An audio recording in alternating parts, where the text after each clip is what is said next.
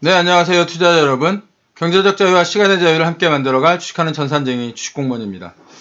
최근 바이러스 상황이 심각한 가운데 트럼프와 바이든 11월 3일 선거를 앞두고 막판 유세에 집중하는 모습을 보이고 있습니다.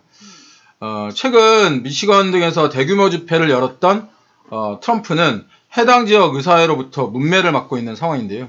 지금 이렇게 사진에 보이시는 것과 같이 사람들을 많이 모으는 그런 어떤 집단 유세를 벌이고 있는 겁니다. 바이든은 이와는 반대로 드라이브인 이런 유세를 벌이고 있는데 바이러스를 대하는 태도가 상당히 많이 다르죠.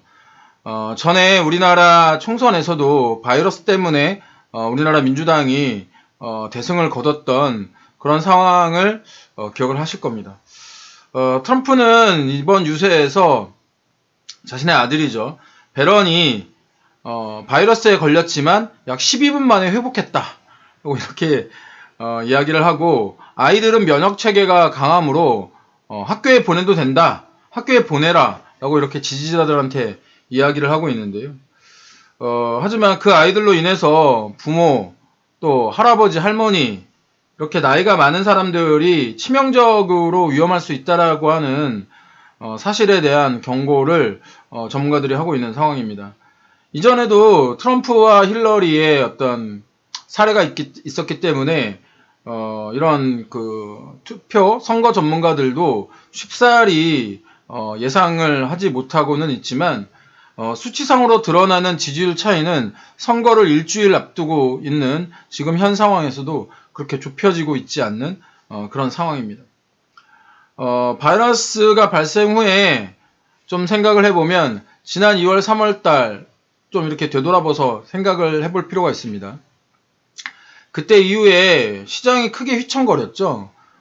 그때 바로 미국 정부는 신속한 부양책을 만들어냈습니다. 개인당 1200불을 수표로 지급을 했고요. 또한 연준의 양적 완화, 사실 뭐 연준의 양적 완화라고는 이야기하지만 진짜 돈을 찍어서 헬리콥터로 막 뿌리는 그런 상황이 나왔었습니다. 이렇게 시장의 유동성을 공급하여 실물 경기는 좋지 않았지만 시장의 돈이 늘어남에 따라서 자본시장의 주식시장이 부양되는 그런 효과를 지금까지는 만들어냈습니다. 우리나라 개인 투자자들, 뭐 동학개미 운동이라고 뭐 이야기할 만큼 굉장히 많은 투자자들이 우리나라 주식시장에 들어왔고요. 또한 미국도 이 로빈훗이라고 하는 이런 어떤 무료 수수료를 가진 어떤 그 HTS 프로그램으로 인하여 서학 개미 운동이라고 할 만큼 굉장히 많은 투자자들이 미국 시장에 들어와 있습니다. 그런데 언젠가부터 이렇게 시장이 기대를 하고 있는데 연준 형님들이 일을 하고 계시지 않습니다. 연준이 사실은 모든 것을 컨트롤한다라고 하는 시장에서의 믿음이 굉장히 강한데 실제로 경기 부양에 관해서는 추가 정책을 만들어내고 있지 않습니다. 뭐 일드 커브 컨트롤이라든지 채권 뭐 관리를 한다든지 아니면은 뭐 2%가 넘는 인플레이션, 평균 인플레이션을 뭐 허가한다든지 또 뭐 이런 것들 이외에는 추가적으로 자산을 매입한다든지 이런 일들을 하고 있지 않다라는 겁니다. 연준의 입장은 이렇습니다. 지금 연준이 할 일은 다 했으니 이제 정부 너희들이 할 일을 해라 라고 기다리고 있는 겁니다. 너희들이 할 일을 하면 우리는 그것에 맞춰서 도와주겠다 라고 하는 입장을 최근 한 2달 정도 계속 밝히고 있는 겁니다. 그런데 이런 정부가 지금 일을 하고 있지 못합니다. 시장이 원하는 연준의 정책이 스탑된 상태에서 실질적으로 바이러스 백신이라든지 바이러스 뭐 치료제라든지 이런 것들이 뭐 곧 개발될 것이다. 올해 연말까지 될 것이다. 뭐 트럼프도 그런 얘기 했지 않습니까? 11월 달에는 전 국민에게 바이러스 백신이 제공될 것이다. 이런 얘기들이 나왔는데 한두 회사에서 임상이 중지되더니 지금은 다시 바이러스 백신이라던가 치료제 개발에 대한 이야기가 2021년도 아닌 2022년 이야기가 나오고 있는 상황입니다. 이런 상황에서 시장이 바랄 수 있는 유일한 것이 정부의 추가 부양 정책인데, 추가 부양인데, 사실 이제 이게 선거 전까지는 어려워진 것 같습니다. 상원이 11월 9일까지 휴회를 해버렸기 때문인데, 사실 선거 전이라고 해도 일주일밖에 남지 않은 상황이잖아요. 이런 상황에서 드라마틱하게 부양책이 뭐 완성됐다고 해서 아주 큰 임팩트를 주지는 못했을 겁니다. 이렇게 그 상원이 11월 8일까지 이렇게 휴회를 한 것은 사실상 이제 선거 전에 추가 부양책은 날아갔다고 봐야 되겠죠. 그래서 어저께 이렇게 시장이 다우존스 산업지수가 0.8% 하락을 하고 S&P 500 지수가 이렇게 하락을 한 겁니다. 나스닥 종합지수가 이렇게 상승을 한 것은 지금 미국의 바이러스 상황이 진짜 역대급을 넘어서고 있죠. 최근 일주일 평균 바이러스 확진자 숫자가 거의 7만 명에 달하고 있고, 일주일로 따지면 거의 일주일에 한 50만 명이 넘는 그런 어떤 그 확진자가 발생하고 있는 상황입니다. 뭐 유럽은 말씀드리지 않아도 더 심각하다라는 건 여러 번 뉴스를 통해서 전해드렸죠. 이렇기 때문에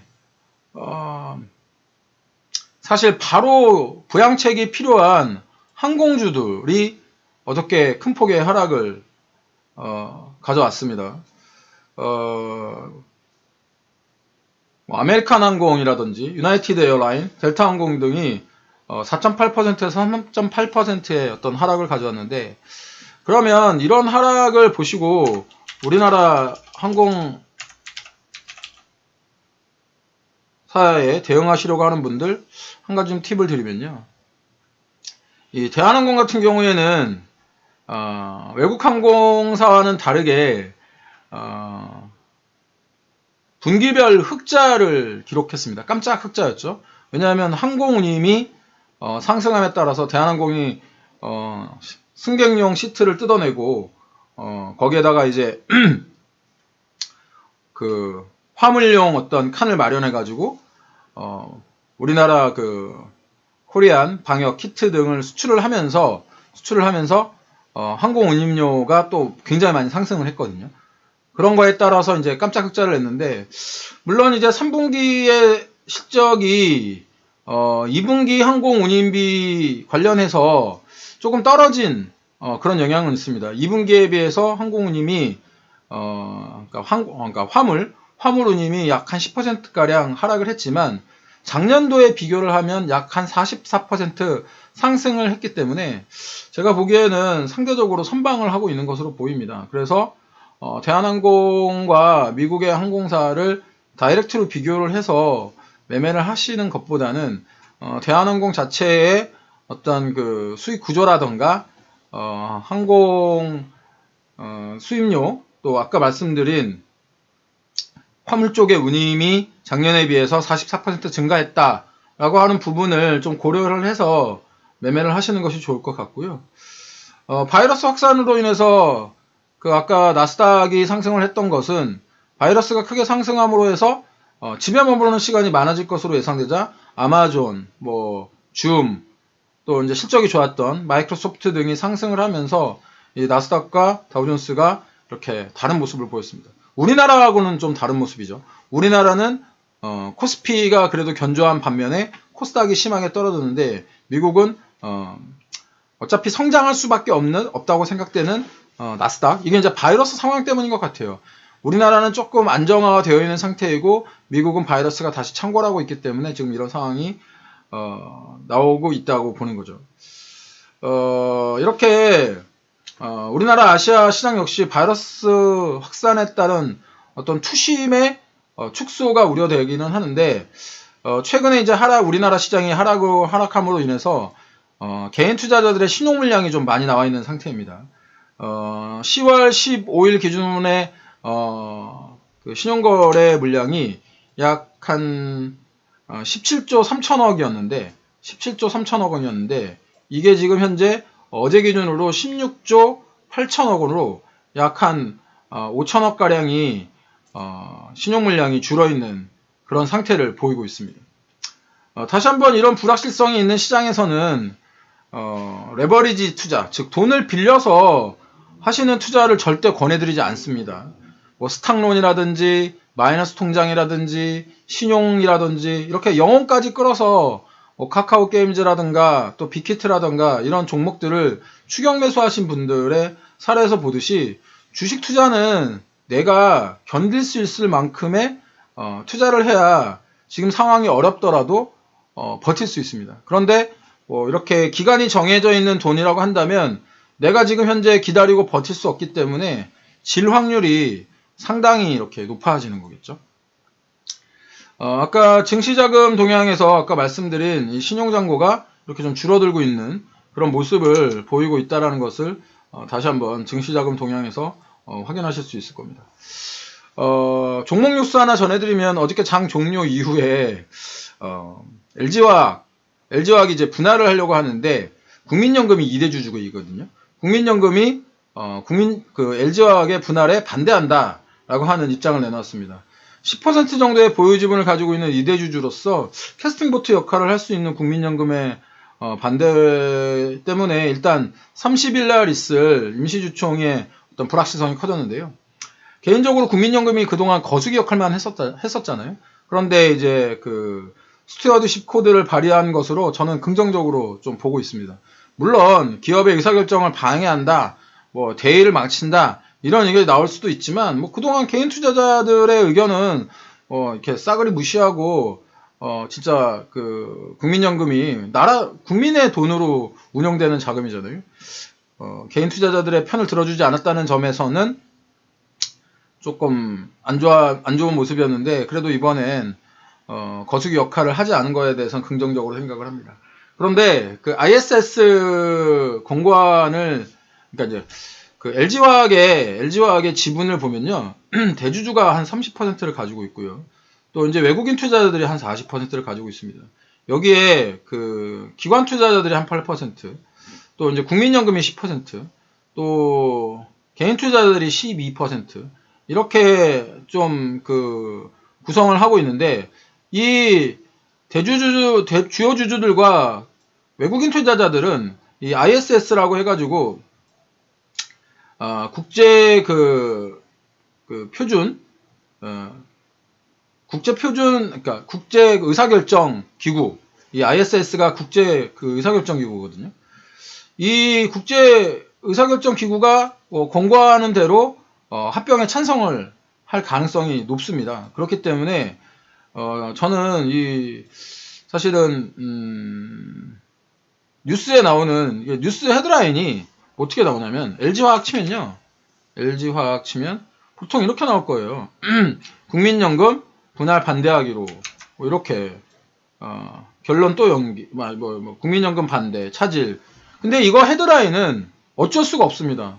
이 헤드라인이라는 것이 검색 알고리즘에 맞춰서 기사를 만들어내기 때문에 뭐 여러분들 어그로라고 하는데 보통 헤드라인들은 다 이렇게 나와 있어요. 그런데 중요한 것은 이 헤드라인 안에 헤드라인을 클릭을 해서 내용을 꼼꼼히 살펴보는 것이 투자자의 몫입니다. 그래서 국민연금이 2대 주주라고 해서 LG화학 빨간불 이런 뉴스의 헤드라인만으로 보시고 매매하시는 일은 없으셔야 한다는 거죠. 아까도 말씀드린 것처럼 주요 주주가 40%, 그 다음에 외국인들이 30%, 이게 보통 한 70%가 넘잖아요. 그런데 ISS는 LG화학의 분할하는 부분에 대해서 긍정적인 의견을 내놓았기 때문에 제가 보기에는 큰 이변은 없어 보입니다. 왜냐하면 국민연금이 10%, 그 다음에 외국인 투자자 개인 투자자가 12%, 그래야봤자 22%거든요. 싸움이 되지 않는 상황인데 좀 불확실성이 생겼다 이 정도이지 뭐 국민연금이 반대한다고 그래가지고 이게 틀어졌다 이렇게 보시면은 안 된다는 거죠. 뉴스 매매를 실패하시는 이유가 이 자간과 행간의 내용과 뉴스 숫자를 살피지 않고 뉴스의 헤드라인만 보시면 이런 이유가 발생을 하는 거거든요.